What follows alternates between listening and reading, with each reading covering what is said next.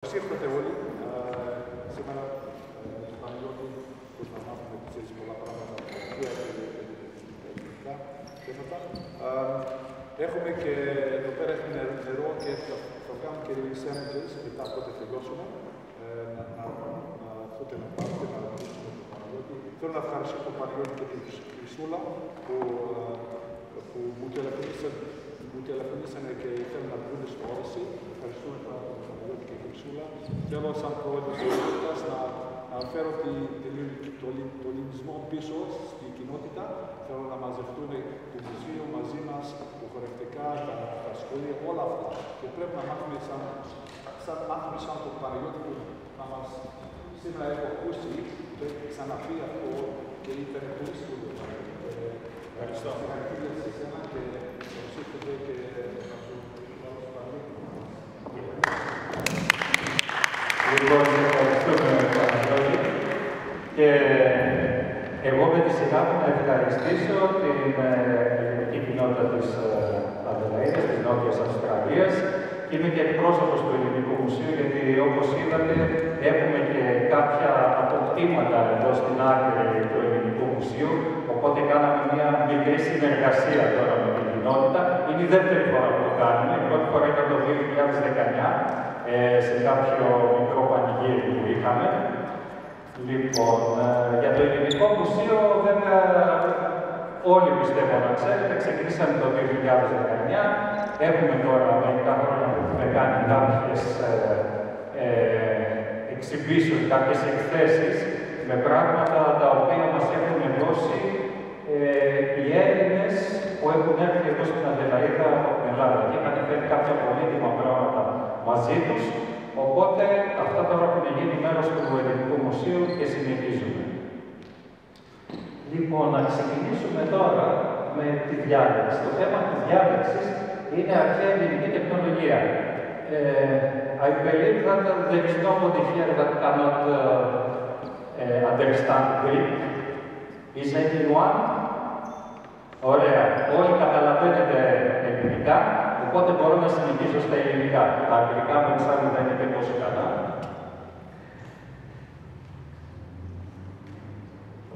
Λοιπόν, για την αρχαία ελληνική τεχνολογία. Οι Έλληνες τα ανακάλυψαν όλα. Έτσι λέμε συνήθως εμείς. Εδώ πέρα βλέπουμε από μία ταινία, στα ελληνικά ήταν Γάμος, αλλά ήταν ο ελληνικός τίτλος, και ο κύριος εκεί πέρα έλεγε στην οικογένειά του ότι οτιδήποτε έχει εφευρεθεί είναι από τους Έλληνες. Μέχρι και όλες οι λέξεις αγγλικές είναι από τους Έλληνες. Άρα και έχει δίκιο ο κύριος. Πριν όμως από τους Έλληνες υπήρχαν και άλλοι πολιτισμοί. Από την Ινδία, από την Κίνα, Αίγυπτο, οι Σουμέροι, οι Χεταίοι κτλ. Είχαν ιδρύσει και αυτοί τους πολιτισμούς τους και ήταν αρκετά μεγάλοι. Εδώ βλέπουμε ένα πίνακα, ο οποίος έγινε αρκετά αργότερα και μας ικανίζει τη Βαβυλώνα και τους θερμαστούς κήπους της. Προφανώς τώρα οι Βαβυλώνοι μπορούσαν να χτίσουν πολυόροφα κτίρια, να έχουν και κήπους, τους οποίους τους ποτίζανε κιόλας. Οπότε ξέρανε αυτοί και από μηχανική και από υδροστατική και είχαν και αυτοί κάποιο πολιτισμό. Δεν ήταν δηλαδή μόνο ο ελληνικός. Ας μην μείνουμε μόνο εκεί. Όμως, οι Βαβυλώνοι δεν ήταν πραγματικοί επιστήμονες. Γιατί ήταν ικανοποιημένοι με ένα σύμπαν που όριζε η μοίρα και οι θεοί. Είχαν τους θεούς. Οπότε τα εξηγούσαν όλα ότι ο Θεός το έκανε έτσι, ο Θεός το δημιούργησε. Δεν ήταν πραγματικοί επιστήμονες, αλλά μπορούμε να πούμε ότι ήταν τεχνολόγοι. Εδώ βλέπουμε τη μεγάλη πυραμίδα του Χέοπα. Αυτή η πυραμίδα που βλέπετε, όπως και κάποιες άλλες, είχαν χτιστεί 2.000 χρόνια πριν οι Έλληνες και οι Αθηναίοι πριν χτίσουν τον Παρθενώνα. Οπότε για να χτίσουν και αυτοί τόσο μεγάλα κτίρια, σίγουρα ήταν πάρα πολύ καλοί στην τεχνολογία τους. Είχαν και αυτοί μία μεγάλη τεχνολογία, όπου μπορούσαν να σηκώσουν όλα αυτά τα μεγάλα αντικείμενα, να δουλέψουν μέσα στην πυραμίδα που δεν υπήρχε φως, οπότε είχαν και κεριά, μπορεί να είχαν και κάποιο τεχνικό φωτισμό που δεν ξέρουμε τώρα γιατί χάθηκε. Αλλά και αυτοί δεν ήταν επιστήμονες. Ήταν τεχνολόγοι. Τι είναι τεχνολογία? Η τεχνολογία είναι μια πρακτική δραστηριότητα όπως αποδεικνύεται από τα ηλικιακά έργα, τα οποία εξυπηρετούσαν και πιθανάτιες λειτουργίες, το εμπόριο, το κανονισμό, γραφή, προστασία και φωτισμό. Δηλαδή, η τεχνολογία μας διευκολύνει στη ζωή, αλλά και στο θάνατο, θα δούμε σε λίγο, ενώ η επιστήμη είναι μια προσπάθεια για να κατανοήσει ο άνθρωπος τον κόσμο. Οι επιστήμονες σωθούνται από την περιέργεια, ενώ ο τεχνολόγος θέλει να φτιάξει κάτι για να βελτιώσει τη ζωή του. Σε αυτή εδώ πέρα τη φωτογραφία βλέπουμε μια αρχαία ηλικιακή ταφή. Βλέπουμε, είχαν αναπτύξει διάφορα για να μπορούν να κάνουν αυτή την ταφή, δηλαδή να ταξιδέψουν το νερό, να φτιάξουν αυτό το ειδικό φέρετρο και με τους τεράστιους τάφους χρησιμοποιούσαν την τεχνολογία τους. Ερχόμαστε όμως στην επιστήμη. Την επιστήμη βλέπουμε εδώ ότι σαν ορισμός διατυπώνεται από τον Πλάτωνα. Θα διαβάσω ακριβώς τα ίδια. Ένας από τους συνομιλητές αναφέρει ότι εστίνουν επιστήμη δόξα αληθής με τα λόγου. Δηλαδή η επιστήμη αποτελεί βεβαιωμένη με λογικά επιχειρήματα γνώση. Δεν λέμε δηλαδή, ο Θεός, ο ύφεστος μας το έκανε αυτό ή κάποιος άλλος Θεός, όπως λέγανε κάποιοι άλλοι. Αυτή εδώ πέρα είναι η φωτογραφία, είναι η λεπτομέρεια από μια πάρα πολύ μεγάλη πίνακα τη Σχολή των Αθηνών του Ραφαέλ. Τι θέλω να δείξω με αυτό? Ότι οι Έλληνες ήταν αυτοί που συγκέντρωσαν, κατέγραψαν και ανέλησαν μαθηματικά τις διάφορες ανακαλύψεις που κάνανε ή οι ίδιοι ή πήρανε έτοιμες από άλλους λαούς. Σαν επακόλουθο αυτών έγιναν μετά και νέες σημαντικές ανακαλύψεις και εφευρέσεις που κάποιες από αυτούς αποδίδονται αποκλειστικά στους Έλληνες. Θα τις αναλύσουμε τώρα εδώ αυτές. Τα εκπληκτικά επιτεύγματα του Ερατοσθένη, του Αρίσταρχου, του Αναξαγόρα αντικατοπτρίζουν την πρώτη της επιστημονική σκέψη στην αρχαία Ελλάδα, διότι οι μετρήσεις που έκαναν για το σύμπαν βασίστηκαν στη λογική, τα μαθηματικά, την παρατήρηση και τη μέτρηση. Οι Έλληνες είναι ότι ήταν οι πρώτοι που έθεσαν τα θεμέλια της επιστήμης. Να γνωρίσουμε τώρα κάποιες από τις σημαντικές επιστήμες ή και θεωρίες που αποδίδονται στους Έλληνες. Όπως βλέπετε, τα γράφω και στα αγγλικά, γιατί μετά οι μετέπειτα επιστήμονες, επειδή δεν είχαν κάποια λέξη ή στα αγγλικά ή στα γαλλικά, χρησιμοποίησαν την ελληνική φιλοσοφία, τη γεωμετρία, τα μαθηματικά, η ιατρική και φαρμακολογία, έννοια της δημοκρατίας, χαρτογραφία, φτιάχνουμε τους χάρτες δηλαδή, αστρονομία, αρχιτεκτονική, οι Ολυμπιακοί αγώνες και το πνεύμα τους, υδραγωγία και ρολόγια. Και στο τέλος θα δούμε και έναν αναλογικό υπολογιστή που είχαν κατασκευάσει αρχαίοι Έλληνες, αλλά και αρκετούς μηχανικούς αυτοματισμούς. Βλέπετε δίπλα ότι στα αγγλικά οι λέξεις είναι σχεδόν ίδιες. Έχουν κάνει ένα δανεισμό δηλαδή των αρχαίων ελληνικών. Ένα παράδειγμα βλέπουμε εδώ πέρα πώς βλέπαν οι αρχαίοι Έλληνες στον κόσμο, τον τότε γνωστό κόσμο. Και ο Αναξίμανδρος είχε κάνει αυτόν τον τότε γνωστό χάρτη. Ίσα που διαβαίνουμε και την Ελλάδα, την Ιταλία και τις άλλες ευκαιρίες του γύρω. Θα ξεκινήσουμε με την αρχιτεκτονική των αρχαίων Ελλήνων. Εδώ βλέπουμε πώς ήταν η αρχαία πόλεμος. Βλέπουμε στο κέντρο ότι είχαν ένα μεγάλο νομό, μοιάζει σαν το Παρθενώνα, στην Αθήνα. Πιο πίσω είχαν την πλατεία και γύρω-γύρω κάποιες στοές. Θα σας πω μετά την ιστορία. Και γύρω από αυτά ήταν διάφορα δημόσια κτίρια και τα σπίτια που μέναν οι άνθρωποι. Και γύρω-γύρω από την πόλη υπήρχε ένα τείχος για να τους προστατεύει από τους εισβολείς.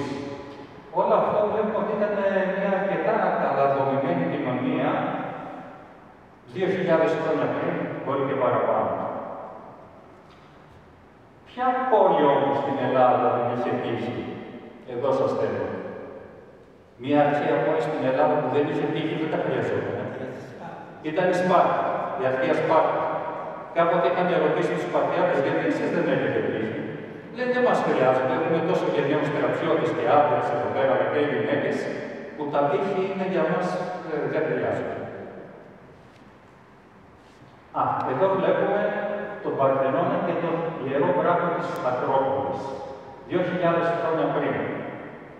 Ο Ικτίνος και ο Καλικράτης ήταν οι σχεδιαστές του Παρθενώνα. Στους ναούς τους, αλλά και σε άλλα διάφορα κτίρια, χρησιμοποιούσαν την πληθώρα από κύονες, όπως τους βλέπουμε εδώ πέρα.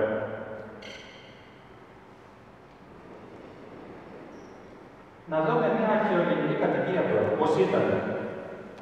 Θα μου πείτε τώρα, είναι τεχνολογία αυτό, βέβαια. Είναι στην τεχνολογία, γιατί το να κτίσεις μια κατοικία σαν κι αυτή προϋποθέτει αρκετές γνώσεις να έχεις. Καταρχήν, βλέπετε αυτό το σημαδάκι εκεί πέρα, ήταν προσανατολισμένη σε σχέση με το βορρά-νότο. Στο νότο, που ήταν ο ήλιος συνήθως και έβγαινε ο ήλιος, προς το τέλος της ημέρας δηλαδή, και έκανε πιο πολύ ζέστη, είχαν την είσοδο. Ενώ πίσω, στο πίσω μέρος, στο βορρά, είχαν ένα τείχο χωρίς παράθυρα, αρκετά χοντρό, και χρησιμοποιούσαν αυτή τη λάσπη που λέμε με πέτρες για να τα φτιάξουν, το οποίο για μόνος χρησιμοποιούσαν άχυρα και άλλα υλικά που το συγκρατούσαν. Ακόμα, για καλύτερη μόνωση, χρησιμοποιούσαν και δέντρα. Πίσω στο βορρά βάζανε μεγάλα δέντρα, τα οποία δεν έπεφταν τα φύλλα τους. Ενώ μπροστά βάζανε κάποια δέντρα, τα οποία είχαν φύλλα, μάλλον δεν είχαν φύλλα το χειμώνα, οπότε ο ήλιος έμπαινε προς τα μέσα, ενώ το καλοκαίρι είχαν φύλλα και εμπόδιζαν τον ήλιο. Εδώ βλέπουμε ένα αρχαίο δρόμο. Ξέρουμε βέβαια ότι οι Ρωμαίοι είχαν κατασκευάσει πολύ καλούς δρόμους, αλλά πριν από τους Ρωμαίους, βλέπουμε εδώ την Μυτινιακή οδοποιία. Είχαν και οι Έλληνες και αυτοί που ζούσαν πριν τους Έλληνες αρχαίους δρόμους. Είχαν ακόμα και γέφυρες. Εδώ βλέπουμε τη Μυτιναϊκή τοξοτική γέφυρα, 3ο αιώνα π.Χ. Οι Ρωμαίοι ήρθαν λίγο πιο αργότερα, γύρω στο 145 π.Χ. και κατέκτησαν την Ελλάδα, και οι αρχαίοι Έλληνες ήδη είχαν τοξωτές γέφυρες, γιατί αποδίδουν την τοξωτή γέφυρα στους Ρωμαίους. Οι Ρωμαίοι πήραν κάποιες από τις τεχνολογίες των αρχαίων Ελλήνων, τις έκαναν καλύτερες και τις χρησιμοποίησαν. Βλέπουμε δίκτυα ύδρασης. Το νερό, όπως βλέπετε εκεί, μεταφερόταν με πύληνες σωλήνες από το υδραυλικό της πόλης και το δίνανε στα σπίτια. Στην Κνωσό έχουν βρει αυτά εδώ πέρα τα αρχαία. Και εδώ ένα κομμάτι από το αποχετευτικό σύστημα.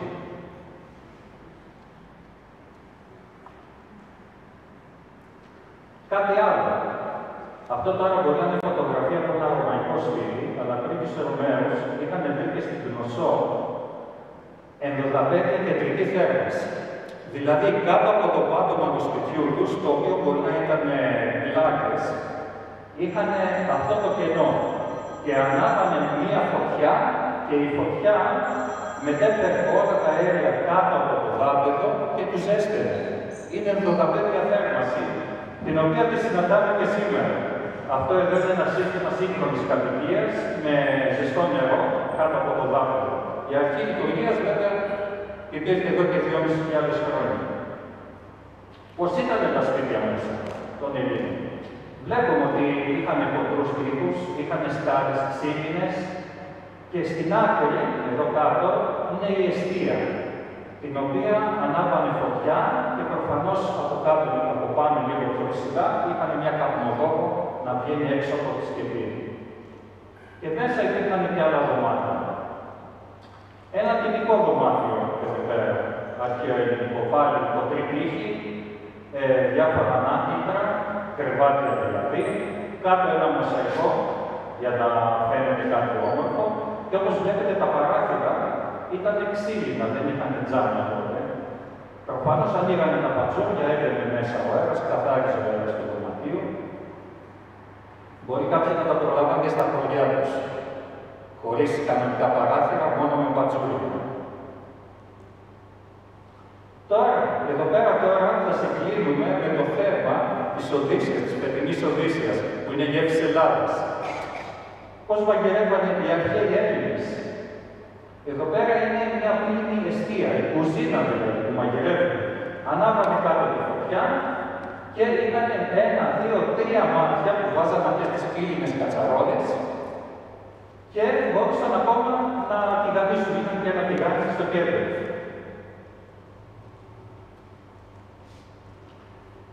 Μία άλλη κατασκευή τώρα.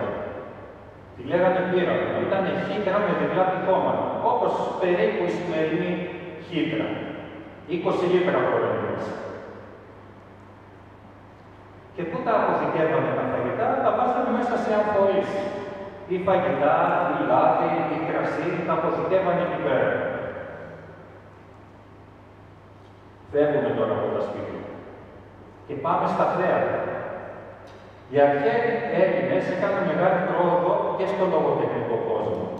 Ο Αισχύλος εφήβρε το δράμα μέσα από την ιδέα του διαλόγου. Ο Σοφοκλής την ανάπτυξη της ηρωνίας ως λογοτεχνική τεχνική. Το αρχαίο ελληνικό θέατρο, θεσμός της αρχαιελληνικής πολυκράτους, διδασκαλία και τέλεση θεατρικών παραστάσεων, αναπτύχθηκε στα τέλη της αρχαϊκής περίοδου και διαμορφώθηκε πλήρως κατά την κλασική περίοδο. Αυτό είναι το θέατρο της Ελλάδου και λέμε ότι είναι το πιο τέλειο στον ήχο. Είναι πολύ καλά θεατρικά και αν πάει κάποιος κάτω, που είναι οι ηθοποιοί και ο χορός που παίζουν, μπορεί να μιλήσει χωρίς μικρόφωνο και να ακουστεί και στα τελευταία διαζώματα. Εδώ άλλο ένα αρχαίο ελληνικό θέατρο. Και αυτή εδώ είναι μια αναπαράσταση, μια ζωγραφιά, όπως ήταν το αρχαίο θέατρο του Διονύσου. Εκεί δίδαξε ο Αισχύλος και το θέατρο βρισκόταν στους πρόποδες της Ακρόπολης. Και βλέπετε πώς ήταν πίσω. Δεν ήταν ένα άδειο θέατρο. Πίσω από τα σκηνικά υπήρχαν και δωμάτια για τους ηθοποιούς όπως είναι τώρα τα καμαρίνια.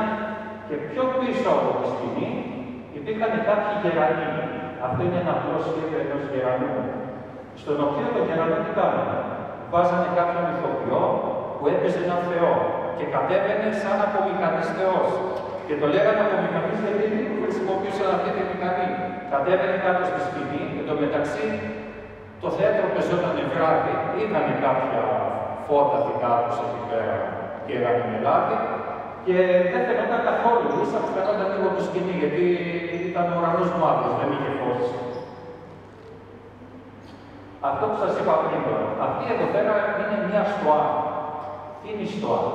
Η στοά είναι ένα κτίριο το οποίο μπροστά έχει κολόνες και στα πλάγια, ενώ πίσω έχει ένα κλειστό οίκο. Έτσι μπορούσαν ο κόσμος να πηγαίνει εκεί και να πουλάει πράγματα ή να μιλάει, να κάνει συζητήσεις και δεν εξαρτιόταν δηλαδή από τις καιρικές συνθήκες. Οι Έλληνες φτιάξανε τα στάδια, καθιερώθηκε και αυτή η λέξη στάδιο, το οποίο ξεκίνησαν και τους Ολυμπιακούς Αγώνες. Η ιδέα των Ολυμπιακών Αγώνων.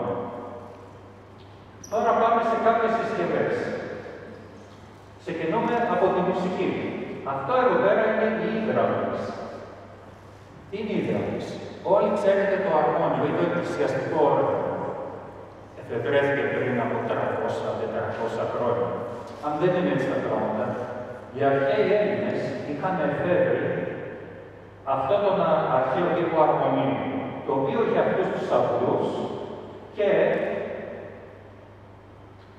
εδώ αν βλέπετε τη κουκίδα, υπήρχαν δύο άτομα που ανακατεβάζανε αυτούς τους μοχλούς. Και όταν ανακατέβαζαν αυτούς τους μοχλούς, αέρας έμπαινε μέσα στους αυλούς και κάποιος έπαιζε τα πλήκτρα και όταν πάταγε ένα πλήκτρο, άνοιγε κάποιος αυλός και έπαιζε μουσική.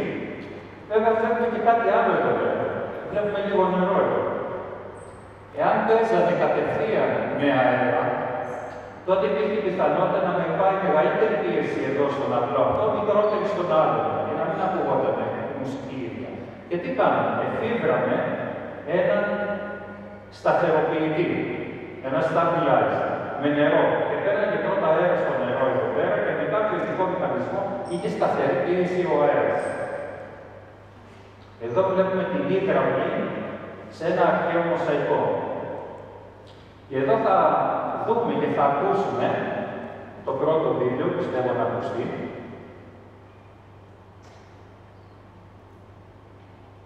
Πώς έπαιζε αυτό το όργανο.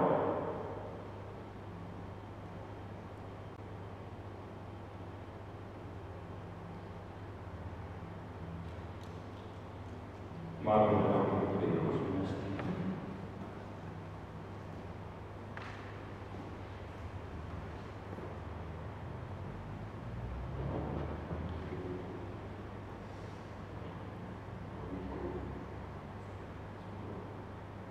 Λοιπόν, ο δαίμονας εδώ πάει το κομπιούτερ χτύπησε και δυστυχώς δεν μπορούμε να ακούσουμε αυτή τη μουσική.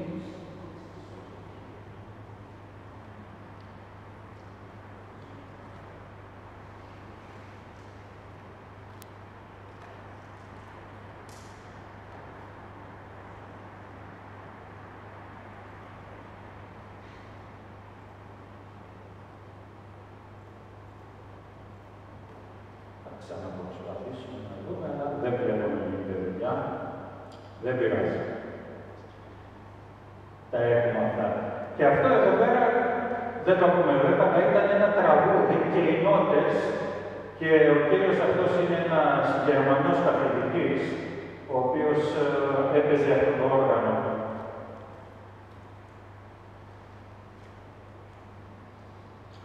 Συνεχίζουμε τώρα με την κύρα του Απόλλωνα.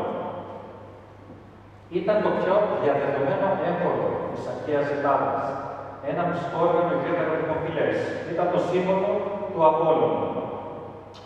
Αυτή εδώ είναι μια νέα ανακατασκευή.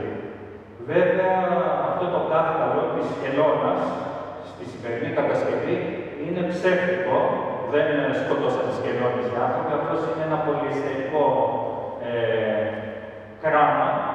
Και από την άλλη πλευρά έχει μία μεμβράνη για να ακούγονται ήχοι.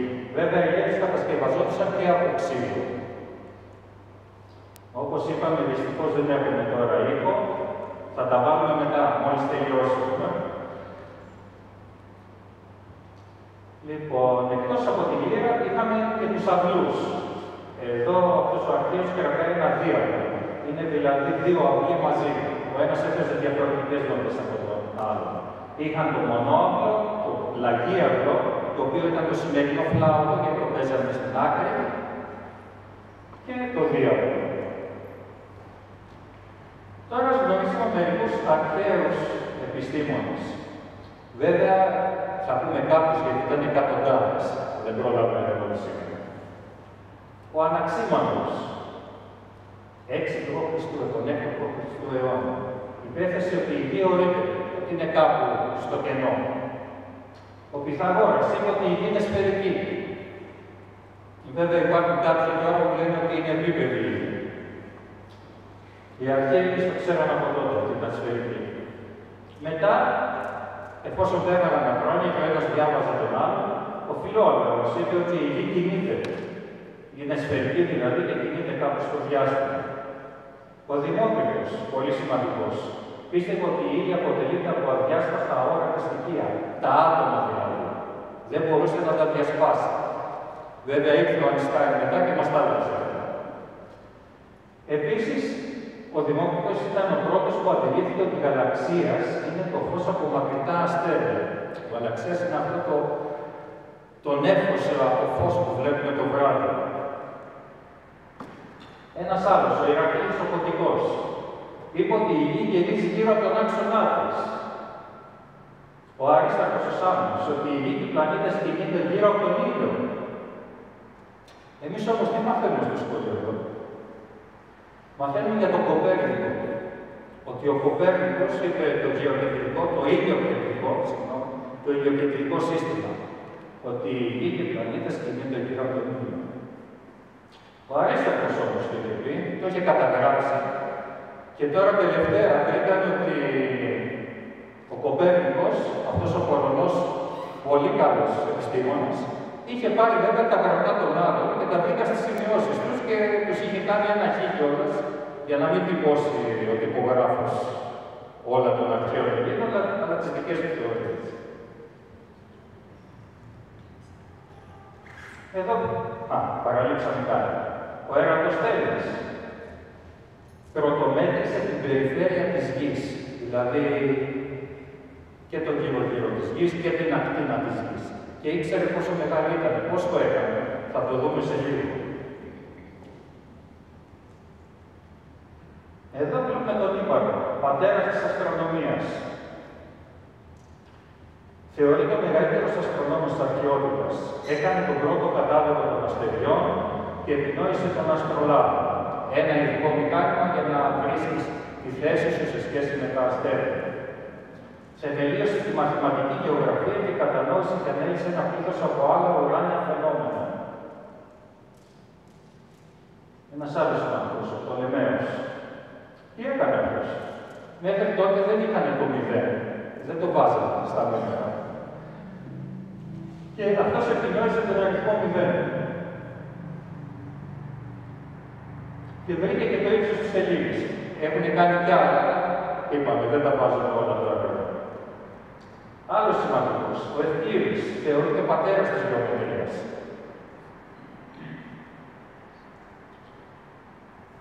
Ο Ευκλήδης κατέχει μια κρίσιμη θέση στην ιστορία της λογικής και των μαθηματικών, καθώς είναι ο πρώτος που παράγει ένα αυστηρά δεδομένο και συνεκτικό σύστημα προτάσεων, θεωρημάτων και πορισμάτων. Δηλαδή έλεγε αυτά που έλεγε στη γεωμετρία, αλλά τα απεδείκνυε με μαθηματικά και δεν ήταν λόγια του αέρα. Ερχόμαστε και στον Αμφιχημίδη που τον βλέπουμε στο μπάνιο του. Γιατί το βλέπουμε στο μπάνιο του? Γιατί είναι γνωστός για τη φράση έβρικα, την οποία την χρησιμοποιούν και πολλοί Αυστραλοί εδώ πέρα, όταν βρίσκουν χρυσάφι. Έβρικα. Τι είχε πει αυτός? Είχε πει ότι κάθε σώμα μυρισμένο στο ρευστό, στο νερό δηλαδή, δέχεται άμεση με το βάρος που εκτοπίζει. Εντάξει, μπορεί να είναι δύσκολο αυτό, αλλά ο βασιλιάς του, εκεί στις Σιρακούσες, είχε φτιάξει ένα χρυσό, πώς το λένε, μια κορώνα, ναι, την κορώνα του.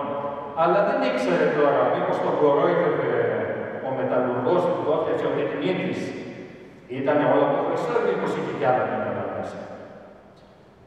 Και μπαίνοντας μέσα στην πανέρα, ο Αρχιμίδης είδε ότι βγήκε νερό έξω και άρχισε και ερχόντουσαν ιδέες. Και με κάποιο τρόπο έβαλε μέσα στο νερό, μέτρησε το βάρος του νερού που βγαίνει και τα λοιπά, μη σας μπερδεύω τώρα. Και με το ειδικό βάρος που ξέρουμε μετά, του είπε ότι είναι από χρυσό ή δεν είναι χρυσό. Δεν ξέρω τώρα τι έγινε στην ουσία. Εν τω μεταξύ, ο Αρχιμίδης έγραψε αρκετά βιβλία για αριθμητική, γεωμετρία, αρχιτεκτονική, όμως λίγα από αυτά διασώθηκαν, δυστυχώς. Ερχόμαστε τώρα σε ένα άλλο μύθο, να το πούμε, αλήθεια δεν ξέρουμε, αλλά κάποιοι ιστορικοί το αναφέρουν μέσα. Είναι η ακτίνα φωτός του Αρχιμίδη. Τι ήταν η αυτή η ακτίνα φωτός? Βλέπετε εκεί κρατάει ένα καθρέφτη. Παίρνει το φως του ήλιου και το στρέφει στα αντίπαλα πλοία και τους βάζει φωτιά. Εδώ πέρα βλέπουμε το σχέδιο, τον ήλιο. Εδώ βλέπουμε τρεις καθρέφτες. Γιατί φυσικά με ένα καθρέφτη, ακόμα και κύλιο κάτω από να είναι, δεν μπορεί να κάνεις κάτι. Αλλά αν έχεις πολλούς και παραπάνω από τρεις, σίγουρα κάποια ζημιά θα μπορούσε να κάνει στα αντίπαλα πλοία ή να τους τυφλώσεις, να μην βλέπουν αυτοί που ήταν μέσα στο πλοίο. Η αρχή λειτουργίας τώρα, και να μην ήταν αλήθεια δηλαδή, η αρχή λειτουργίας δουλεύει το Αρχιμίδη. Και πώς το βλέπουμε? Αυτό είναι ένα εργοστάσιο παραγωγής ενέργειας. Βλέπουμε αυτά τα εκατοντάδες κάτω, αυτά είναι καθρέφτες, τα οποία έχουν μοτέρ πάνω και με έναν υπολογιστή βλέπουν τη θέση του ήλιου και στοχεύουν όλα στο κέντρο αυτού του πύργου. Μέσα στον πύργο υπάρχει ένα διάλειμμα από αλάτι και νερό, το οποίο φτάνει σε χιλιάδες βαθμούς. Και ο ατμός αυτός κατεβαίνει κάτω σε μια γενέτρια και παράγει ρεύμα. Αρκετοί τέτοιοι σταθμοί έχουν γίνει. Και όλα αυτά λόγω της αρχής λειτουργίας αυτού που λέμε ότι ήταν ακτίνα φωτός, το οποίο μπορεί και να υπήρχε. Μια άλλη τώρα συσκευή εδώ πέρα που είχε ο Αρχιμίδης, όταν κάναν πολιαρχίες στις Σιρακούσες, οι οποίες οι Σιρακούσες ήταν μια απικία των Ελλήνων και πήγαν οι Ρωμαίοι, τα ρωμαϊκά πλοία, όταν πηγαίνανε κοντά στα πύργη, κατέβασε μια αρπάγη, ένα γκάτσο δηλαδή.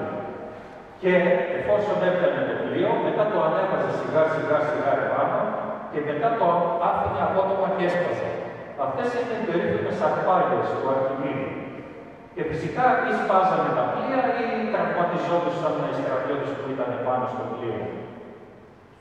Για 3 χρόνια οι Ρωμαίοι είχαν πολιορκεί στις Σιρακούσες μέχρι να την κατακτήσουν. Εδώ βλέπουμε και ένα ρολόι. Αριστερά, δηλαδή, δεξιά και το σχέδιο που γίνεται. Είναι ένα υδραυλικό ρολόι. Το είχε φτιάξει ο Αρχιμίδης. Αυτός είναι ο περίφημος υδραυλικός υποπλοίας του Αρχιμίδη. Βέβαια, όπως είπαμε, μπορεί και άλλοι λαοί πριν να τα έχουν αυτά, αλλά οι Έλληνες τα κατέγραψαν και μείνανε στην ιστορία και μείνανε και στις επόμενες γενιές.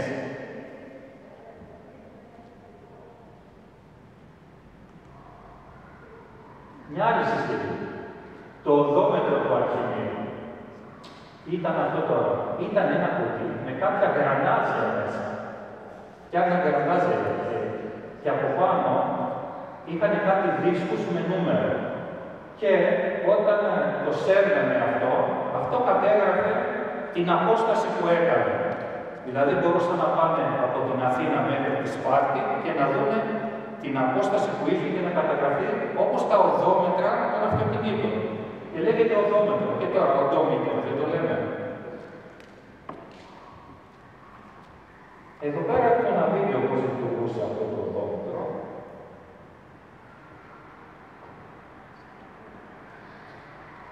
Αυτά τώρα, αυτές τις συσκευές που βλέπετε σε βίντεο, τις έχω πάρει από ένα μουσείο αρχαίας τεχνολογίας που βρίσκεται στην Ελλάδα. Είναι του κυρίου Κοτσανά, ο οποίος συγκέντρωσε αρκετές αφεντρέσεις και τις κατασκεύασε σύμφωνα με αρχαία συγγράμματα. Βλέπετε μέσα πώς κινούντουσαν αυτά τα ελικοειδή.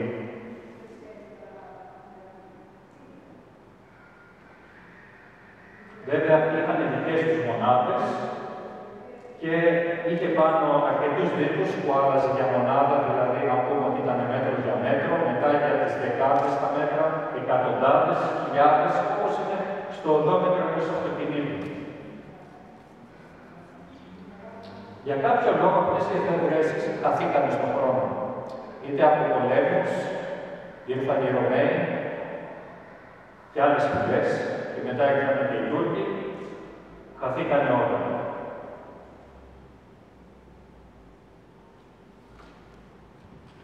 Βέβαια, αυτό εκτός από τους ανθρώπους μπορούν να το βάζαν και πίσω από μια άμαξα, οπότε πήγαινε και πιο γρήγορα.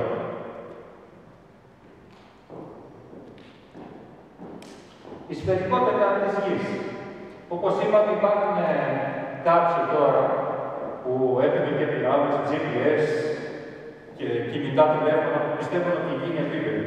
Οι αρχαίοι λαοί όμως, εκτός από τους Έλληνες, ξέρανε ότι η γη ήταν σφαιρική. Πώς το ξέρανε? Πρώτα απ' όλα, εδώ πέρα, από την έκρηξη της Σελήνης. Το σχήμα της σκιάς που ρίχνει η γη στη σελήνη κατά τη διάρκεια μιας ορεινής έκρησης ήταν στο κιλό. Την αλλαγή της θέσης των αστέρων που βλέπουμε από διαφορετικούς τόπους της γης, την ίδια χρονική στιγμή.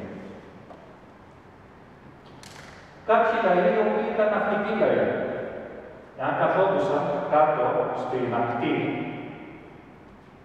και ας πούμε θεωρήσουμε ότι ήταν αυτός εδώ ένας άνθρωπος κάτω στην ακτή, όταν έβλεπε ένα πλοίο, το έβλεπε ολόκληρο. Μόλις το πλοίο απομακρυνόταν, έβλεπε το πάνω του, το μεσαίο κατάρτιο. δεν έβλεπε το κάτω σημείο, έβλεπε από εδώ και πάνω.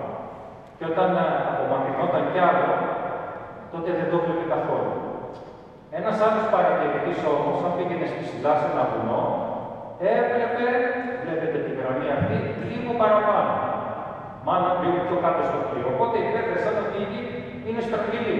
Εάν ήταν ευθεία, αν ήταν επίπεδη, όσο και μακριά να πήγαινε το πλοίο, θα το έβλεπε σε όλο. Απλώς θα μίκρωνε σιγά σιγά λόγω της απόστασης. Δεν θα έχει πολύ λογική δηλαδή για να πεις ότι η γη είναι σφαιρική. Ο Ερατοσθένης ήταν μαθηματικός και πολύμαθος. Ήταν γεωγράφος, ήταν ποιητής, αστρονόμος και θεωρητικός της μουσικής. Ζούσε στην Αλεξάνδρεια και είχε γίνει επικεφαλής της βιβλιοθήκης. Το έργο του είναι συγκρίσιμο με αυτό που είναι τώρα γνωστό ως μελέτη γεωγραφίας και εισήγαγε μερικές από τις ορολογίες που εξακολουθούν να χρησιμοποιούνται μέχρι και σήμερα. Αυτός ο άνθρωπος, που λέει ο Ερατοσθένης, μέτρησε τις διαστάσεις του πλανήτη μας. Ο πατέρας της μαθηματικής γεωγραφίας. Πώς τη μέτρησε? Δεν θα σας εξηγήσω ακριβώς τώρα, μην σας ζαλίζω κι άλλο. Απλώς, πάμε πίσω πάλι. Πήγε στη Σιήνη, ήταν κάπου μακριά από την Αλεξάνδρεια, ήξερε την απόσταση μεταξύ τους και μέτρησε τις ακτίνες του ήλιου, μάλλον είδε ότι όταν ο ήλιος εδώ μέσα σε ένα πηγάδι φώτιζε το πηγάδι, σημαίνει ότι ήταν ακριβώς το μεσημέρι και την ίδια ώρα είχε βάλει κάποιον άλλον να μετρήσει τη σκιά που άφηνε αυτός ο πύργος από τη βάση του. Εδώ βλέπουμε ότι μέτρησε κάποιες μοίρες και από εκεί βρήκε την ακτίνα και μετά την περιφέρεια της γης. Τότε μετράγαμε με στάδια. Και αφού μέτρησε με στάδια και έκανε όλους τους υπολογισμούς, μέτρησε 250.000 στάδια, έτσι τα λέγαμε. Ήταν η απόσταση ενός σταδίου. Ισοδυναμούσε με 40.000 χιλιόμετρα. Δηλαδή έκανε ένα λαθάκι. Το λαθάκι του είναι 2%. Τώρα που μετράμε με τα σύγχρονα GPS, είχε κάνει 2%.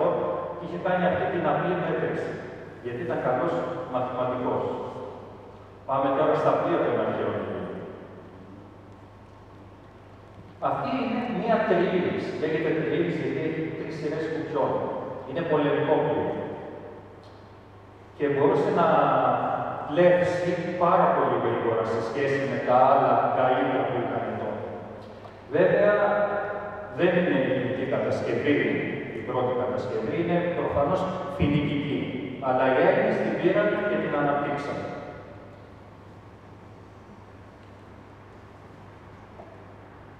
Νάτες πάλι εδώ οι τριήρης, σε κάποια ναυμαχία, έπαιξαν ρόλο στους τεξικούς πολέμους και στην ναυμαχία της Σαλαμίνας. Εδώ μπορεί να είναι μια αναπαράσταση.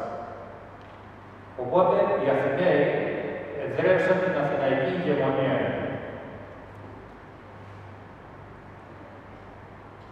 Όμως πού τα κτίζανε αυτά τα πλοία? Προφανώς είχαν κάποια ναυπηγεία. Έχουν βρει και από ανασκαφές, αλλά και από διάφορα αρχαία συγγράμματα, ότι τα ναυπηγεία τους ήταν κάπως έτσι. Δηλαδή αρκετά προηγμένα. Αυτό εδώ είναι ένα αρχαίο ναυπηγείο στο Μικρολίμανο, κάπου στον Πειραιά. Έχουν αρχίσει ανασκαφές, έχουν βρει πως ήταν, αλλά θα δούμε αν κάνουν κάτι για να πηγαίνουν και τουρίστες να το βλέπουν. Βλέπετε πως είχαν μέσα το πλοίο όταν το κατασκευάζαν και μετά το σέρνανε έξω σιγά σιγά. Πάμε σε κάτι άλλο. Αυτό ήταν το κουραζιερόπλοιο το αρχαίο. Γιατί το λέγανε έτσι? Πρώτα απ' όλα το λέγανε Σιρακουσία. Λένε, γιατί ξεκίνησε από τις Σιρακούσες, ότι ήταν η κατασκευή του Αρχιμίδη. Δεν είμαστε σίγουροι γι' αυτό. Το μήκος του ήταν μεγαλύτερο από 80 μέτρα και το πλάτος 35 μέτρα. Ήταν πολύ σημαντική κατασκευή και χρησιμοποίησαν πολύ μεγάλη ποσότητα ξύλου. Εδώ πέρα είναι μια τρισδιάστατο, πώς περίπου ήταν το πλοίο. Επάνω είχε και τα όντι της Αφροδίτης. Οπότε για μένα και της Αφροδίτης ήταν ένα καθαρά πλοίο για διασκέδαση. Από κάτω, δεν ξέρω αν φαίνεται, είχαν και κουπιά, σειρές κουπιών, όταν δεν έχουν τον άνεμο.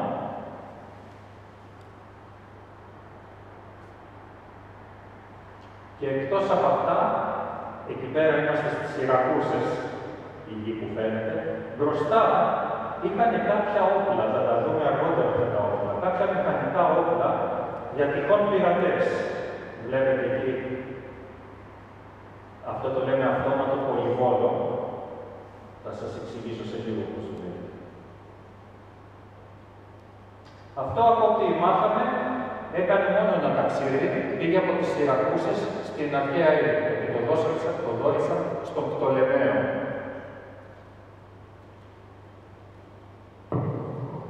Τρία καταστρώματα, όπως είπαμε.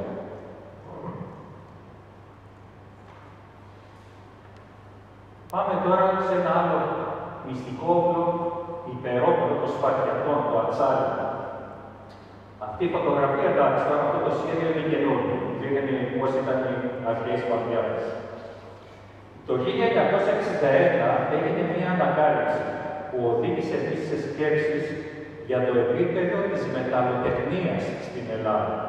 Ένας Αμερικανός φυσικός, ο δόκτωρας Μπόξ, μελέτησε δείγματα ανασκαφών από τη Σπάρτη και συμπέρανε ότι οι αρχαίοι Σπαρτιάτες έφτιαχναν μεγάλες ποσότητες ατσαλιού από το 650 π.Χ. Τι σημαίνει αυτό? Όπως λέει αυτός ο καθηγητής ο Μπόξ, διατύπωσε την άποψη ότι αυτό ήταν το μυστικό της παντοδυναμίας των Σπαρτιατών. Εδώ μπορεί να διαφωνήσω και πολύ λίγο, πιστεύω ότι ήταν και πολύ γενναίοι Σπαρτιάτες. Οπότε οι Σπαρτιάτες στις πολεμικές αναμετρήσεις τους, η χρήση αυτών των ατσάλινων όπλων την εποχή εκείνη ισοδυναμούσαν με την κατοχή μιας ατομικής βόμβας. Και τι σήμαινε αυτό? Εάν τα ξύφη τους ήταν από ατσάλι, ενώ το αντίπαλο οι ασπίδες και οι θώρακες ήταν χάρτινοι, προφανώς τα διαπερνούσαν πολύ εύκολα. Και το ίδιο οι ασπίδες των Σπαρτιών, άμα είχαν ατσάλι μπροστά, δύσκολα ένα χάρτινο βέλος έμπαινε μέσα. Και εδώ βλέπουμε διάφορα άλλα ευρήματα που λένε ότι ήταν από ατσάλι.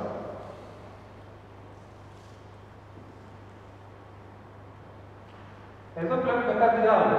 Βλέπουμε και ένα μισοφέγγαρο. Ο ανθρώπινος πολιτισμός είναι ένα οικοδόμημα στηριγμένο στα μεταλλεία. Η ανακάλυψη των μεθόδων κατεργασίας του Σιδήρου θεωρείται ο καταλήτης της μεγάλης ανάπτυξης του τεχνολογικού πολιτισμού. Παράλληλα όμως με τους Σπαρτιάτες που είδαμε, το ατσάλι το είχαν ανακαλύψει οι Ινδοί και οι Ιάπωνες εκείνη την εποχή. Τα πιο φημισμένα είδη Σπαρτιών της ανθρώπινης ιστορίας υπήρξαν το Δαμασκηνό. Εδώ πέρα βλέπουμε κάποιους σταυροφόρους που πολεμάνε με κάποιους χάρτες που προφανώς είχαν τα Δαμασκηνά, τα σπαθιά, και το κατάνα των Σαμουράι. Πάντως, τα σπαθιά από ειδικό ατσάλι τα πρωτοσυναντούμε ιστορικά στα χρόνια του Μεγάλου Αλεξάνδρου, όταν ο Αλέξανδρος πήγε να κατακτήσει τις Ινδίες. Την πρώτη μάχη την έχασε, γιατί οι άλλοι είχαν ελέφαντες. Στη δεύτερη μάχη τρόμαξε τους ελέφαντες και τους κατατρόπωσε. Τι άλλο είχαν σαν τεχνολογία οι αρχαίοι Έλληνες? Είχαν ιατρικά εργαλεία. Εδώ βλέπουμε κάποια από τα ιατρικά εργαλεία που χρησιμοποιούσαν. Τότε τα λέγανε σπάτουλα, λαμπίδα, κοκλιάρια, σύριγγες. Τα βρήκα σε έναν τάφο της Αττικής, λέει εδώ. Σήμερα χρησιμοποιούμε εργαλεία ιατρικά τα οποία μοιάζουν, είναι περίπου ίδια με τον αρχαίο και χρησιμοποιούμε την ίδια ορολογία. Εδώ βλέπουμε ένα κρανίο που βρέθηκε σε ένα νεκροταφείο της Χίου. Γιατί λέμε ότι είναι θαύμα της αρχαίας ελληνικής Αττικής? Γιατί βλέπετε έχει μια τρύπα στο κεφάλι. Αυτός ήταν ένας άντρας, περίπου 35 χρονών, ο οποίος έπαθε κάποιο ατύχημα, είχε πονοκεφάλους. και του κάνανε αυτό που λέμε τρυπανισμό. Του τρυπήσανε το κεφάλι και προφανώς αφαιρέσανε κάποια ποσότητα αίματος και ανακουφίστηκε. Πώς το ξέρουμε αυτό, ότι δεν πέθανε την ώρα της επιχείρησης? Δεν πέθανε, γιατί έζησε άλλα 5 με 7 χρόνια μετά την επιχείρηση. Άρα ανακουφίστηκε από τυχόν πονοκεφάλους ή άλλα προβλήματα. Οπότε κάνανε και επιχειρήσεις πάνω στο κεφάλι για αρχαίοι. Φαρμακολογία. Αναφορές για τη χρήση και τις δράσεις των φαρμάκων βρίσκονται σε πολύ παλιά κείμενα. Η λέξη φάρμακο είναι κατά βάση ομηρική, ακόμα πιο παλιά. Και σημαίνει βοτάνη, δηλαδή φυτό με κάποια βιολογική δράση. Φεύγουμε τώρα από την ιατρική. Αυτό τι είναι? Αυτό είναι ένα πύληνο αγκείο. Είχαν όμως ένα μηχανισμό μέσα. Αυτό ήταν αυτόματο σπονδύο με κερματοδέλη. Το είχε φτιάξει ο ήρωας. Τι εννοούμε με αυτό? Ήταν μια αυτόματη μηχανή που έδινες ένα νόμισμα και σου έβγαζε νερό. Όχι απλό νερό, αγιασμό.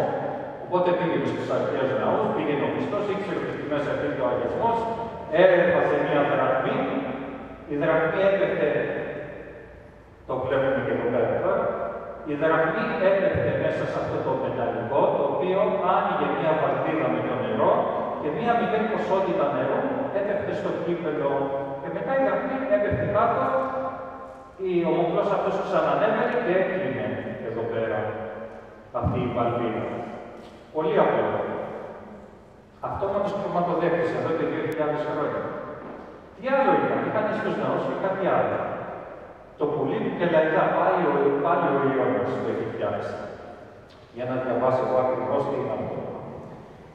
Πρόκειται για μια λάγνα ναού που εμφάνιζε αυτόματα ένα πουλί να περιστρέφεται, γύριζε δηλαδή γύρω-γύρω και κελαϊδούσε όταν ένας επισκέπτης γυρνούσε ένα εξωτερικό τοξό.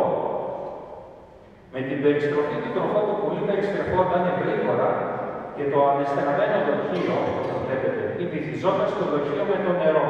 Οπότε ο αέρας που υπήρχε μέσα σπροχνόταν και πήγαινε σε μία σφυρίχτρα που ήταν κάπου εκεί μέσα, από εδώ, και σφύριζε. Και νόμιζες ότι κελαϊδούσε ένα πουλί. Είχαν οι αρχαίοι ρομπότ. Εντάξει, όχι σαν τα ρομπότ που λέμε τώρα και βλέπουμε στις ταινίες, αλλά είχαν φτιάξει αυτά τα μανικέν που λένε εδώ πέρα, αυτό το ομοίωμα ανθρώπου, και είχαν βάλει μέσα έναν ειδικό μηχανισμό, ο οποίος μπορούσε, μόλις έβαζε ένα κύπελο στο ένα χέρι, να το γεμίσει με νερό και κρασί.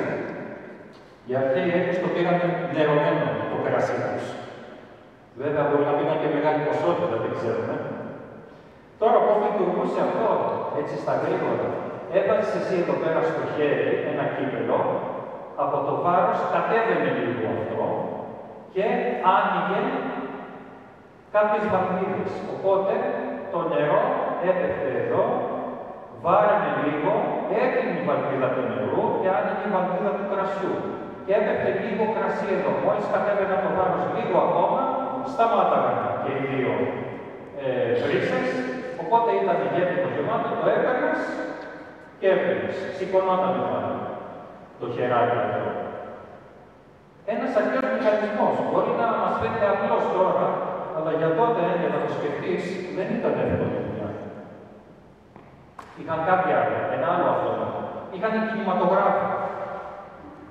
Πώς το λέγαμε, πώς το εννοούμε κινηματογράφο. Το σταθερό αυτόματο θέατρο του ήρωα, έτσι λέγονταν αυτό, που οι αρχαίοι ονόμαζαν κινηματογράφο. Εφεύραση του ήρωα του Αλεξανδρέως, ο οποίος ήταν μηχανικός, μαθηματικός και μοναδικός εφευρέτης και τον είχαν χαρακτηρίσει και Νταβίντσι της αρχαιότητας. Αυτό τώρα ήταν ένα κουτί. Να δούμε, να δείξει το βίντεο. Ένα κουτί τόσο μεγάλο περίπου, το οποίο το ανακατασκεύασε τώρα. Και μέσα είχε ένα μηχανισμό, ο οποίος όταν γύρναγε έδινε μια ιστορία.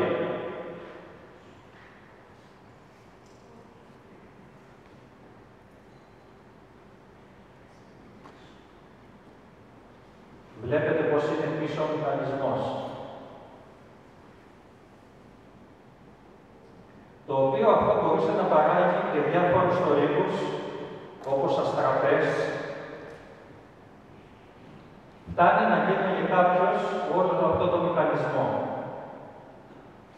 Και κάποιοι, προφανώς κάποιοι πλούσιοι ή κάποιοι στα πανηγύρια, βλέπανε μια ιστορία η οποία ήταν γραμμένη μέσα εκεί.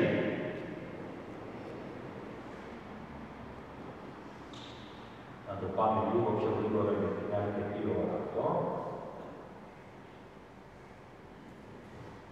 Αν δεν θέλει να πάει πιο γρήγορα. Και μέσα σε αυτό μπορεί να είχαν μια ιστορία, είχαν 2 κυλίνδρους, ο οποίος είχε ένα πάπυρο πάνω και είχαν ζωγραφίσει διάφορα και κινούντουσαν αυτά. Και το λέγανε κινηματογράφο. Μια άλλη κατασκευή. Τη λέγανε η αιωλόσφαιρα. Αυτή εδώ πέρα αριστερά είναι ανακατασκευή. Την έχουμε κατασκευάσει τώρα, αφού έχουμε δει διάφορους αρχαίους παπύρους. Μέσα σε αυτό το δοχείο υπήρχε νερό. Και εδώ σωληνάκια, και εδώ ακροφύσια, σωληνάκια δηλαδή που κοιτάζω σε αντίθετη κατεύθυνση, και του βάζανε φωτιά από κάτω. Μόλις του βάζανε φωτιά, παραγόταν ατμός και είχε μία πίεση παραπάνω από το εξωτερικό περιβάλλον. Οπότε ο ατμός έβγαινε αντίθετα από αυτά τα ακροφύσια και το γύρναγε γύρω-γύρω. Δηλαδή είναι η αρχή λειτουργίας της ατμομηχανής. Βλέπετε, αυτό εδώ τώρα είναι πραγματικό, δεν είναι κινούμενα σχέδια. Τώρα, εάν οι αρχαίοι Έλληνες ήθελαν, μπορούσαν να το κάνουν πιο μεγάλο και να το βάλουν, να το συνδέσουν με έναν τρόπο και να φτιάξουν μία άμαξα με ατμομηχανή. Βέβαια, είχαν και δούλους αρκετούς τότε και δεν τους χρειαζόντουσαν τις μηχανές. Ήταν πιο φθηνό με ένα δούλο από ότι μια μηχανή. Και το είχαν μόνο για τη διασκέδασή τους, αλλά είχαν βρει και τα αρχαία λειτουργία. Και μετά ήρθε ο Μπάρκ, πρέπει να ήταν, μετά από 1500 χρόνια, 1800, και ανακάλυψε την ατμομηχανή. Τι άλλο ήταν να ανακάλυψει με τον ατμό? Ένα ατμοτηλεφώνιο. Αυτό εδώ είναι ένα κατασκευή. Εδώ είναι το σχέδιό του.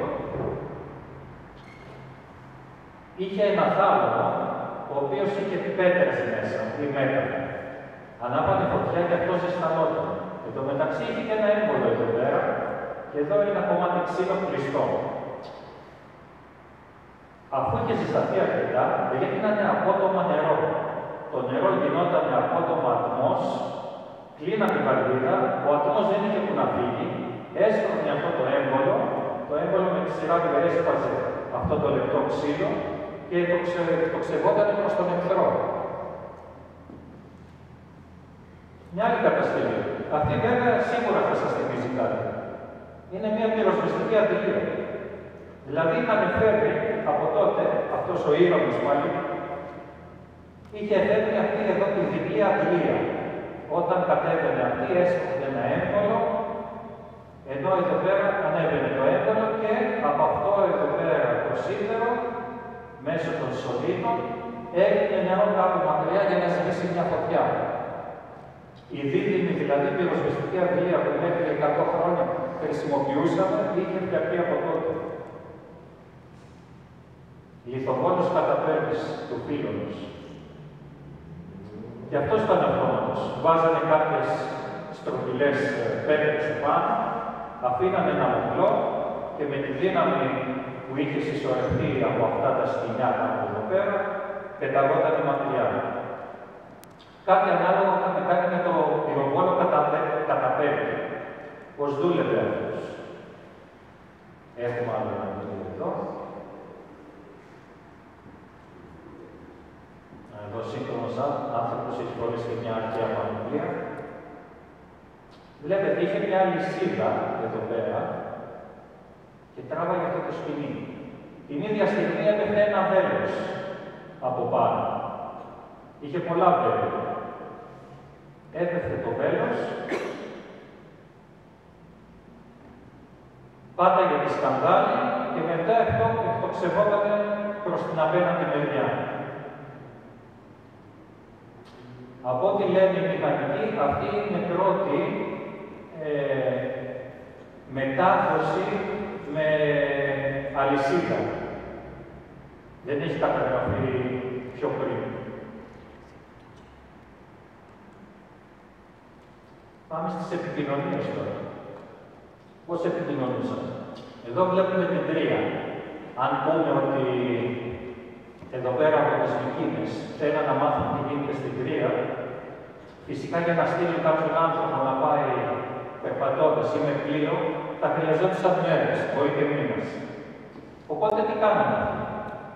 Είχαν τις πυρσίες. Οι πυρσίες ήταν αυτή η δαυλή, τα torch που λένε. Τους βάζανε σε ένα τοίχο και απέναντι στο άλλο βουνό, εδώ ήταν το ένα βουνό, ο boss, ο transmitter, και αυτός ήταν ο receiver, ο δέκτης. Έβλεπε ο άλλος που ανάψανε σε ποια θέση. Να το δούμε καλύτερα. Έχουμε ένα βίντεο εδώ πέρα. Είχαν ένα ψηλό τείχος. Αυτό είναι από την πίσω μεριά, από το χειριστή.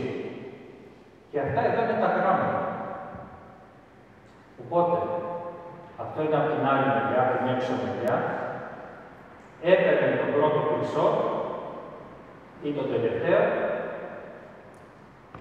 και αυτά ήταν τα σήματα τα οποία ήταν κωδικοποιημένα και ο άλλος απέναντι τα κατέγραφε, δηλαδή ο χρυσός νούμερο 1 και ο νούμερο 1, 2, 3, 4, 5.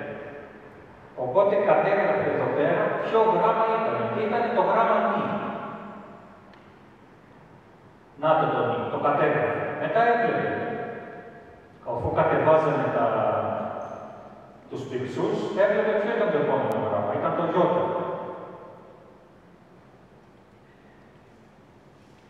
Και στο τέλος σχημάτισε τη λέξη. Και το ήτα η λέξη ήταν νίκη. Νικήσανε δηλαδή. Αυτό τώρα, για να φτάσει από εδώ στο άλλο βουνό, μπορεί να έπαιρνε, ας πούμε, πόσο να το κάνει αυτό, 10 λεπτά. Και άλλα 10, 20, 30, 40, 50, 60, 70, 80, 90. Ας πούμε 2 ώρες. Μέσα σε 2 ώρες, και αν είχε και καλό καιρό, χωρίς συννεφιά, είχε φτάσει το μήνυμα από την Τρία στις Μικίνες ή και αντίθετα. Εκτός από αυτό βέβαια για να το κάνουν, το χρησιμοποιούσαν μόνο τη νύχτα. Γιατί αν ήταν τη μέρα δεν θα βλέπανε τις φωτιές. Για την ημέρα ήταν αυτό τον υδραυλικό τηλέγραφο. Αυτός ο τηλέγραφος τι ήταν. Πάλι πάνω σε εδώ. Βλέπετε εδώ τα δύο βουνά, εδώ δέντρα από κάτω και εδώ οι χειριστές. Είχαν αυτά τα δοχεία, τα οποία ήταν γεμάτα με νερό. Μέσα στο δοχείο υπήρχε ένα σφυλωτέρο. Στα ελληνικά ιστορία, σφυλωτέρο. Υπάρχει άλλη λέξη, απλώς δεν τη θυμάμαι τώρα, το οποίο έπλεε πάνω στο νερό, στην επιφάνεια του νερού. Είχαν κάποια μηνύματα προδιαγραμμένα. Οπότε κάθε μήνυμα έλεγε, ας πούμε, ότι νικήσαμε ή θέλουμε φαΐ ή έρχεται εχθρός. Τι κάνουν αυτοί. Είχαν μια φωτιά, ανοίγαν και βάζανε φωτιά και μόλις ο άλλος έβλεπε τη φωτιά, άνοιγε ταυτόχρονα μια βρύση. Άνοιγε και αυτός τη βρύση. Και το νερό έφυγε και αυτό το φλωτέρο άρχισε και κατέβαινε σιγά σιγά. Μόλις τώρα αυτός που ήθελε να στείλει το μήνυμα έφτανε στο μήνυμα που θέλει, έκλεινε την βρύση. Μόλις έκλεινε την βρύση, άνοιγε τη φωτιά, ένα άλλο σπάρο. Του έδινε σήμα στον άλλον να κλείσει την βρύση. Οπότε αυτός έβλεπε εχθρός ενόψει. Ήταν το ίδιο μήνυμα. Και αυτό πάρα πολύ έτσι. Μια άλλη κατασκευή, η οποία μου αρέσει πολύ, αυτή την είδα κατασκευή σε ένα βιβλίο που όταν μάθαινε ηλεκτρονικός αυτοματισμούς, είχαν στο πιστόφυλλο. Και λέω και εγώ καλά, η αρχαία ανοίγανε θύρες και μου έδωσε το ένα βισμά να αρχίσω να ψάχνω για τις αρχαίες κατασκευές. Τι είχαν τώρα οι αρχαίοι? Σε κάποιους από τους ναούς είχαν αυτή εδώ την κατασκευή. Η επάνω κατασκευή ήταν ένας βωμός, όπου μόλις τον άναβες, άνοιγαν οι πόρτες αυτόματα. Πώς γινόταν? Αυτό τώρα είναι το σχέδιο. Εδώ υπήρχε ένα μεταλλικό δοχείο, το οποίο είχε μόνο αέρα. Το άναβες με φωτιά και ζεσθενόταν ο αέρας. Όταν ζεσταίνει ο αέρας, μεγαλώνει όγκος του. Μεγάλωνε όγκος και έστρωχνε, εδώ υπήρχε άλλο ένα δοχείο, στο υπόγειο με νερό. Έστρωχνε το νερό να μπει μέσα αυτή τη σωλήνα και αυτό εδώ το άλλο το δοχείο να γεμίζει με αποτέλεσμα να πέφτει κάτω και από το βάρος του να ανοίγει τις πόρτες του ναού. Εδώ τώρα κάποιος έχει κάνει αυτή την κατασκευή. Θα βάλει φωτιά εκεί πέρα αυτό το μαγικό χέρι. Είναι μικρή κατασκευή, απλώς μόνο για να καταλάβουμε πώς δουλεύει. Αυτό προφανώς το μεταλλικό είναι κλειστό. Ζεσταίνεται ο αέρας, σπρώχνει το νερό του χεριό. Να το δείξει σε λίγο. Και οι πόρτες, να το αρχίσει κατεβαίνει κάτω και τραβάνε τροχαριές τις πόρτες. Οπότε ο πιστός που ερχόταν από κάποιο χωριό μακρινό, έβλεπε, ανάψαμε το βωμό, ανοίξαμε οι πόρτες, είδες ο Θεός. Μπορεί να ήταν ο Θεός, άρεσε, ο Απόλλωνας, αυτόν τον ναό. Και μετά, όταν έσβηνε η φωτιά, ο αέρας μείωνε πάλι, μειωνόταν ο όγκος του και γινόταν αντίθετη διαδικασία. Οπότε το νερό ερχόταν πίσω και αυτό ανέβαινε πάλι. Οπότε κλείνανε οι πόρτες. Αρκετά έξυπνα. Ακόμα και τώρα δηλαδή να το φτιάξει κάποιος, είναι δύσκολη η κατασκευή. Μια άλλη κατασκευή που είχαν πάλι κάποιοι στα σπίτια τους, όχι εγώ, κάποιοι πλούσιοι. Ηχητικός συναγερμός πόρτας. Τι κάνανε τώρα? Είχαν συνδέσει αυτό το βαρύδι με το πάνω μέρος της πόρτας. Όταν άνοιγε η πόρτα, σηκωνόταν το βαρύδι και εδώ έκανε μια σάλπιγγα ανεστραμμένη, η οποία έπεφτε μέσα σε νερό. Όταν έπεφτε μέσα, ο αέρας υποχρεωνόταν να πάει προς τα πάνω, οπότε σφύριζε. Οπότε όταν κάποιος άνοιγε την πόρτα, άκουγε σε ένα σφύρισμα. Κάτι άλλο σημαντικό. Αυτό είναι ένα φορητό ηλιακό ρολόι. Φορητό. Είναι τόσο μικρό. Το πουλάνε κιόλας εκείνο το αρχαιολογικό μουσείο που σας είπα της αρχαίας τεχνολογίας. Το οποίο το άνοιγες και το έβαζες στον ήλιο να σου κάνει μια σκιά και καταλάβαινες από τι ώρα είναι, αλλά έβλεπες και το γεωγραφικό μήκος. Να δω αν το λέω σωστά. Το γεωγραφικό πλάτος ενός τόπου μπορούσε να βρεις, το αζιμούθιο και το ύψος των αστέρων. Εδώ ένα άλλο αυτόματο ρολόι που δουλεύει πάλι με νερό. Αυτό λειτουργούσε συνέχεια. Φτάνει να έπεφτε νερό μέσα και μπορούσες να δεις τις ώρες για τις 365 μέρες του χρόνου. Πώς γινόταν αυτό? Και εκτός από αυτό, βλέπουμε άλλο ένα, το νυχτερινό ρολόι, που δούλευε σαν ξυπνητήρι. Ήξερες πόσο νερό θα βάλεις και αυτό άδειαζε σιγά και μόλις έφτανε εκεί που έπρεπε, εκεί που το είχες υπολογίσει, το είχαν βαθμονομήσει, δηλαδή του είχαν βάλει κάποια νούμερα για αρχή και ξέρανε μέχρι εκεί το νερό θα σε ξυπνήσει σε 3 ώρες. Μόλις άδειαζε αυτό από το νερό, αμέσως πάλι μία σφυρίχτερα που την έστρωχνε ένα έμβολο από τον αέρα, λόγω του νερού, άρχισε και σφύριζε.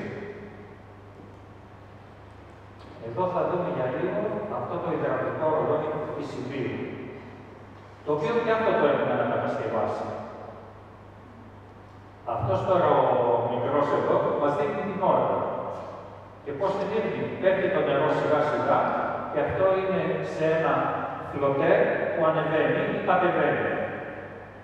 Εδώ τώρα βλέπουμε να κατεβαίνει. Όπα. Είδατε πάτησα να το δει. Κατά λάθος.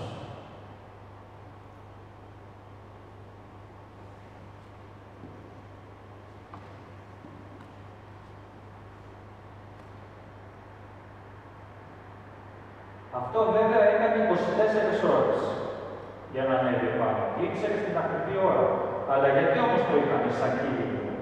Το είχαν σαν κύλινδρο γιατί μόλις έφτανε επάνω και έφτανε στην ώρα 12 τη νύχτα, με ένα μηχανισμό έπεφτε πάλι κάτω για να ξεκινήσει, να μετρήσει πάλι από την αρχή και όλος ο κύλινδρος γύριζε λίγο.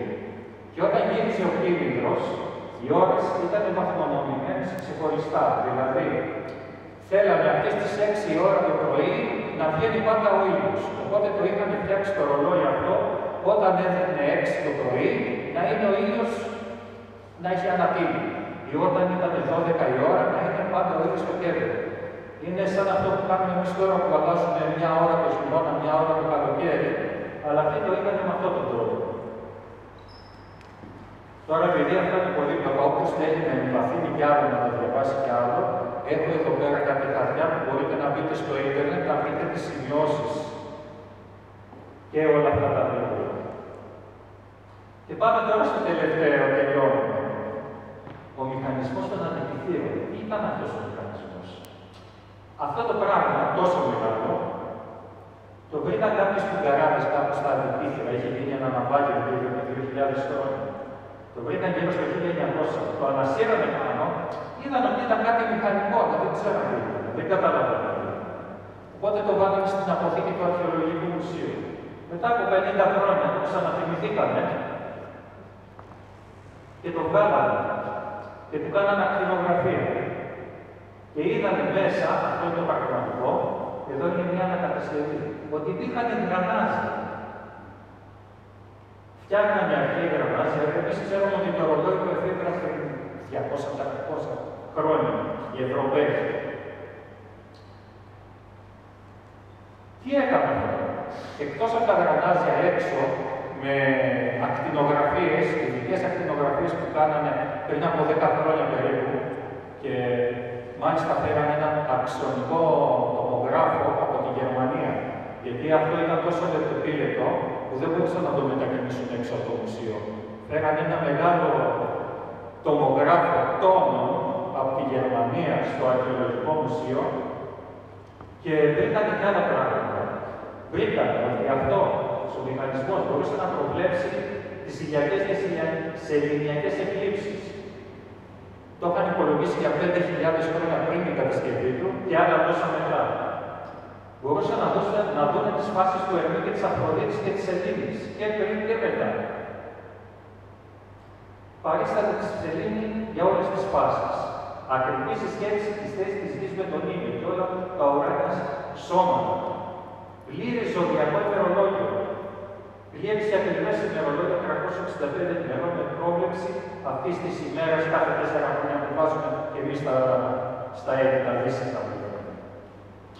Οπότε αυτό ήταν σαν ένα ημερολόγιο, σαν τα λάπτοπ που έχουμε τώρα, και θέλαμε να υπολογίσουμε μέχρι και τις Ολυμπιάδες που υπολόγιζε, που τις είχαν κάθε 4 χρόνια. Μπορούσαν να υπολογίσουν πολλά πράγματα. Πώς το κάνανε αυτό τώρα, οι αρχαίοι? Αυτό ήταν ένας αναλογικός υπολογιστής. Το λέμε αναλογικό υπολογιστή. Αυτά που έχετε τα τηλέφωνα είναι ψηφιακός υπολογιστής. Οι αναλογικοί δουλεύουν με γρανάζια και είναι προκαθορισμένο το τι θα κάνουν. Να αναφέρω ότι ο πρώτος αναλογικός γνωστός υπολογιστής έγινε το 1912, δηλαδή 2.000 περίπου χρόνια μετά από αυτό. Φανταστείτε τώρα δηλαδή να μην υπήρχαν αυτοί οι πόλεμοι που έχουμε ή άλλα πράγματα και οι Έλληνες να συνέχιζαν την τεχνολογία τους. Πώς θα ήταν αυτός ο αρχαίος πολιτισμός, χωρίς να υπάρχει αυτή η διακοπή? Δυστυχώς βέβαια έχουμε ένα βίντεο από τον Καρλ Σέγγεν, ένα αστροφυσικό, που μας είπε τι θα γινόταν εάν δεν είχε καταστραφεί ο πολιτισμός.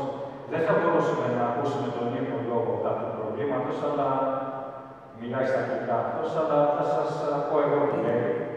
Τι θα γινόταν αν το φως που ανέβηκε στην Ανατολική Μεσόγειο πριν από 2.500 περίπου χρόνια δεν είχε σβήσει? Εάν η επιστημονική μέθοδος και ο πειραματισμός είχαν ακολουθήσει δυναμικά 2.000 χρόνια πριν από τη βιομηχανική επανάσταση. αυτή που είχαμε εμείς οι άνθρωποι στα τελευταία χρόνια. Δηλαδή την επιστημονική μέθοδο, αν την είχαμε εκτιμήσει σωστά, θα είχαμε γλιτώσει 10 ή 20 αιώνες. Ίσως όλα όσα θα προστάγαμε στον Λεωνάρντο ντά Βίντσι να είχαν γίνει 1000 χρόνια πιο πριν. Και όσα θα προστάγαμε στον Αϊνστάιν πριν από 500 χρόνια. Δεν θα ήταν βέβαια τα ίδια πρόσωπα, ο Αϊνστάιν και ο ντά Βίντσι, αφού αφιέστησαν μόνο στη δική μας χρονική εποχή. Αλλά αν είχαν επικρατήσει ίονες, οι αρχαίοι Έλληνες δηλαδή, πιστεύω ότι μπορεί να είχαμε πάει ήδη στα αστέρια. Μπορεί τα πρώτα μνημονιστικά σκάφη να επέστρεφαν ήδη με εκπληκτικά αποτελέσματα. Εδώ μας λέει το Α Κεντάβρο και το αστέρι είναι κάποια κοντινά αστέρια σε σχέση με το δικό μας ηλιακό σύστημα. Ο επιστήμονας εδώ πιστεύει ότι θα υπήρχαν στόλοι οχημάτων που θα κατασκευάσουν το αγγίγμα από τη γη και αυτόματα σκάφη θα πήγαιναν, ίσως και άνθρωποι, σε άλλους πλανήτες. Και μας λέει ακόμα ότι όλα θα είχαν σύμβολα και περιγραφές στο πλάι τους, τα οποία θα ήταν στα ελληνικά. Κοσμοναύς Θεόδωρος, του πλανήτη Γέας. Και το σύμβολο ίσως να ήταν το 12, που ήταν αρχαίο ελληνικό σύμβολο.